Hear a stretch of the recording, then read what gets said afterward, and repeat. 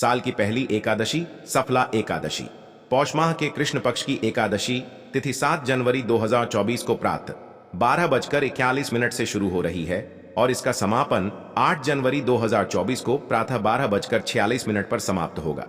ऐसे में उदया तिथि के अनुसार सफला एकादशी का व्रत जो 7 जनवरी रविवार के दिन मनाई जाएगी, 400 वर्षों बाद एक दिव्य और दुर्लभ संयोग बन रहा है, जिसके कारण 3 बड़े योग बन रहे हैं: धन लक्ष्मी योग, सिद्ध योग और गज केसरी योग। इन योगों के कारण इस दिन पर भगवान विष्णु और महालक्ष्मी की असीम कृपा बरसेगी। इस दिन अगर चुपचाप आप किसी को बिना बताए स्वास्थ्य से जुड़ा यह अचूक उपाय करते हैं तो आपकी सभी समस्याओं का पूर्णतः हल होगा।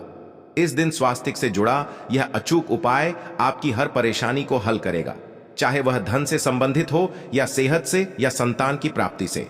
इसलिए दोस्तों, आखिर तक इस वीडियो को जरूर देखें। दोस्तों, अगर आप भी अपने जीवन में भगवान श्री हरि विष्णु की कृपा हासिल करना चाहते हैं तो इस वीडियो को लाइक करके कमेंट में जय श्री हरि जय मां लक्ष्मी लिखना ना भूलें। साथ ही राधेश्याम टीवी चैनल को सब्सक्राइब अवश्य करें। दोस्तों, साल की पहली एकादशी श्री हरि विष्णु को समर्पित है। इस दिन जगत के पालनहार श्री हरि विष्णु अपनी हर महीने की योग्य निद्रा से जागते हैं और सभी मांगलिक कार्य आरंभ हो जाते हैं। साल के पहले दिन भगवान विष्णु को प्रसन्न करने के लिए भी बेहद उत्तम माना जाता है।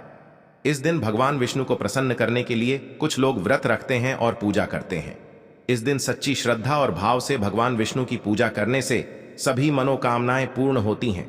स्वास्तिक अत्यंत प्राचीन काल भारतीय संस्कृति में कल्याणकारी चिन्ह समझा जाता रहा है, इसलिए शुभ कार्य को करने से पहले स्वास्तिक अत्यंत प्राचीन काल भारतीय संस्कृति में कल्याणकारी चिन्ह समझा जाता है, इसलिए किसी भी शुभ कार्य को करने से पहले स्वास्तिक का उपयोग किया जाता है। स्वास्तिक के एक प्राचीन चिन्ह है जो सौभाग्य, समृद्धि और शुभ कामनाओं को प्रतिष्ठित करने का कार्य करता है। इस चिन्ह को धार्मिक रूप से बहुत महत्व दिया जाता है और यह हिंदुओं के विभिन्न पूजा और धार्मिक कार्यों में देखा जाता है। विभिन्न परंपराओं में स्वास्तिक का उपाय करने के आदिकाल से ही प्रमाण मिलता है। इस तरह स्वास्तिक एक शब्द से किसी व्यक्ति या जाति विशेष का नहीं, परंतु संपूर्ण विश्व के कल्याण या वासुदेव की भावना निहित है। किसी भी शुभ कार्य को करने से पहले गणेश जी का नाम लेते हैं और हिंदू धर्म में स्वास्तिक को गणेश जी का भी प्रतीक समझा जाता है। वैसे तो किसी भी शुभ कार्य को पहले स्वास्तिक बनाकर ही थाली में रखते हैं और पूजा करते, क्योंकि ऐसा करने से में खुशियां बढ़ती हैं। स्वास्तिक में 4 तरह की रेखाएं होती हैं और इनका आकार भी एक समान ही होता है। अर्घ वेद की आचा में स्वास्तिक को सूर्य का चिन्ह समझा गया है और उसकी 4 भुजाओं को उपमा दी गई है।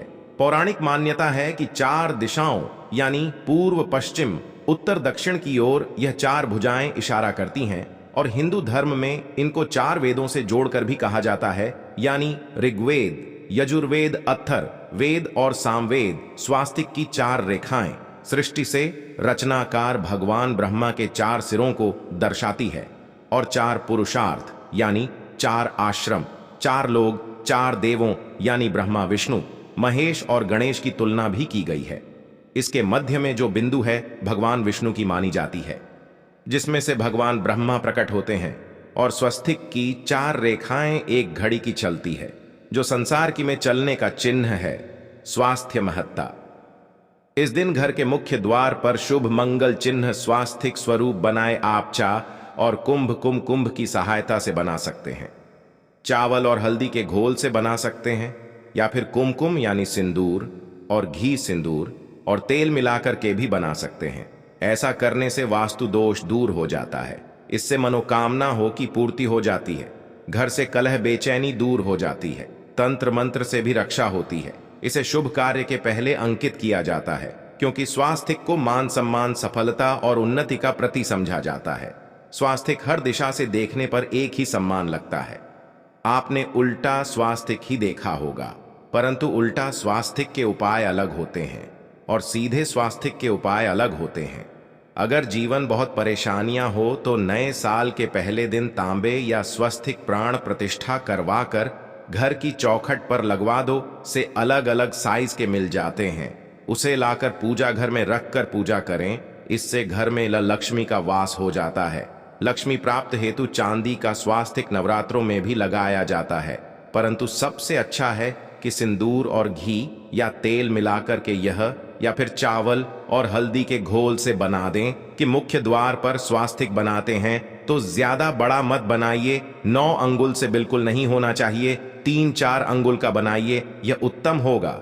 अगर आपके घर के सामने पेड़ या खंभा है तो वास्तु दोष उत्पन्न होता है। ऐसे में वास्तु दोष के प्रभाव को स्वास्तिक रोकता है। स्टिक का चिन्ह देवता को प्रसन्न करने के लिए खासकर बनाया जाता है। तिथि पर आप थाली में या चौकी पर स्वास्तिक बनाकर उस पर मूर्ति करते हैं तो देवता प्रसन्न हो जाते हैं। आप चाहे तो घर के मंदिर में इष्ट देवता के पास का चिन्ह रख सकते हैं।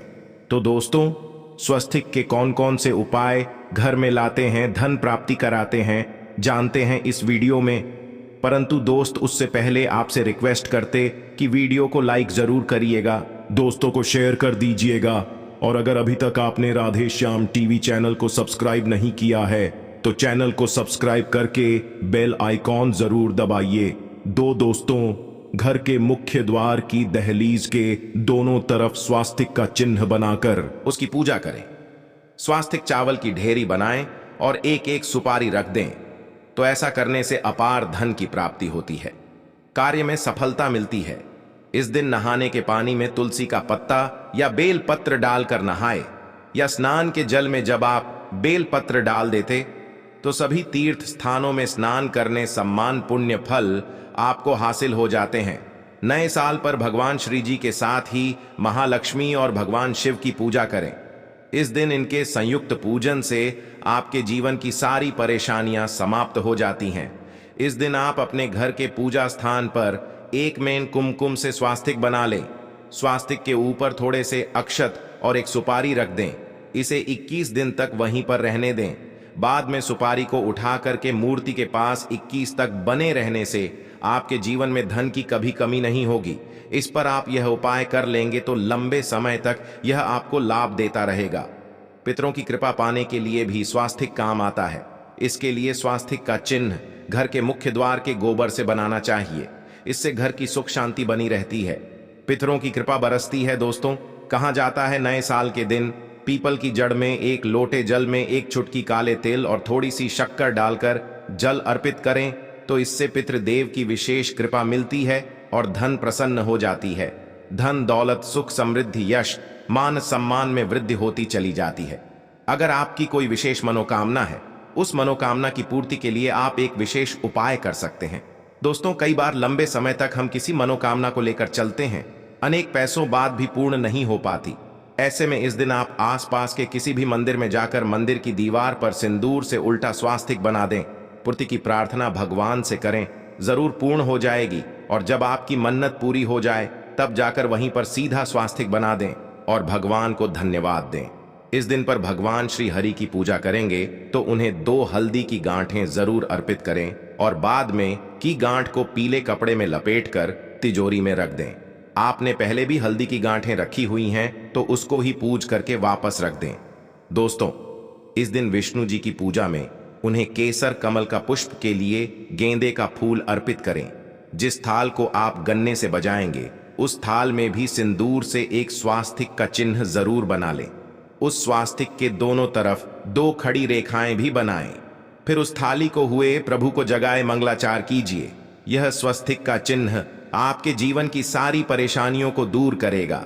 जीवन में खुशियां के दिन विशेष मंत्र का जाप जरूर करें। आप मंत्र का जाप सकते हैं या फिर विष्णु जी के महामंत्र ओम नमो भगवते वासुदेवाय का, इसमें से किसी भी एक मंत्र का जाप कर सकते हैं। जो भी मंत्र आसान लगे उसका जाप कर लें। नए साल के दिन अपनी मनोकामना की पूर्ति के लिए यह उपाय कर सकते हैं।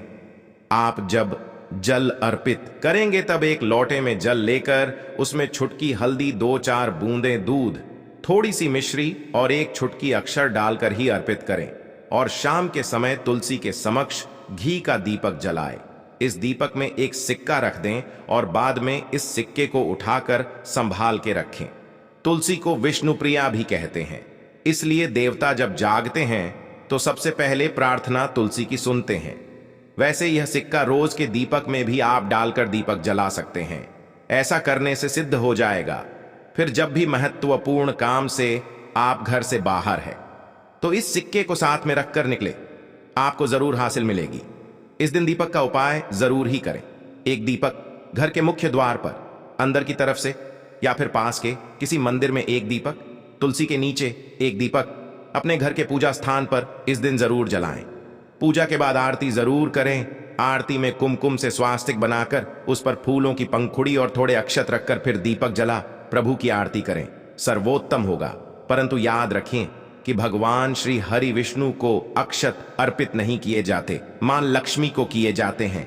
अगर विष्णु जी को अर्पित करना चाहते हैं तो हल्दी से रंगकर पीले अक्षत अर्पित करें। तो दोस्तों विधि विधान से इस दिन पूजा आराधना करें, स्वास्तिक के उपाय जरूर करें और विष्णु जी के साथ ही शिवाजी और माता लक्ष्मी की असीम कृपा पाकर को सुंदर बनाए। दोस्तों, भगवान विष्णु की कृपा के लिए पहले दिन स्नान करते समय पानी में एक चुटकी हल्दी डाल लें। इसके बाद स्नान करें और पीले रंग के वस्त्र धारण करके भगवान विष्णु की विधि विधान से साधना करें। नए साल के दिन श्री भगवान विष्णु की विधि विधान से साधना करें। सफला एकादशी श्री हारिका से पहले गाय के दूध से और फिर शंख में गंगा जल भरकर स्नान कराएं। इसके बाद उन्हें पीले रंग के वस्त्र अर्पित करें। मान्यता है कि सफला एकादशी दिन ऐसा करने से भगवान विष्णु का विषय आशीर्वाद हासिल होता है। पहले के दिन भगवान विष्णु की पूजा करते समय उन्हें केसर अथवा पीले चंदन या हल्दी का तिलक लगाए। साथ ही साथ भगवान विष्णु के प्रिय पीले रंग के फूल और पीले फल चढ़ाए।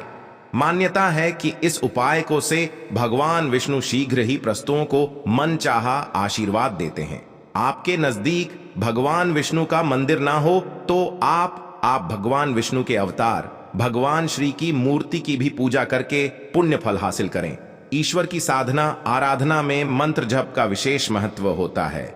ऐसे में आज के दिन भगवान विष्णु की कृपा पाने के लिए ओम नमो भगवते वासुदेवाय नमः मंत्र का जप जरूर करें। अगर तो इस मंत्र का जाप तुलसी या पीले चंदन की माला से करें। धार्मिक और पौराणिक मान्यताओं के अनुसार पीपल के पेड़ में भगवान विष्णु का वास होता है। ऐसे में इस दिन पीपल के पेड़ में जल जरूर अर्पित करें कि मनोकामना पूर्ति के लिए इस दिन दूध मिला हुआ जल भी पीपल में चढ़ा सकते हैं। अगर आपकी पूजा का पूरा फल हासिल करना चाहते हैं तो इस दिन भगवान विष्णु की पूजा में शुद्ध घी का दिया जरूर जलाएं। साथ ही भगवान विष्णु को अर्पित किए जाने वाले भोग में तुलसी के पत्ते अवश्य चढ़ाएं। दोस्तों, वीडियो को यहीं समाप्त करते हैं। मिलते हैं अगले वीडियो में। धन्यवाद।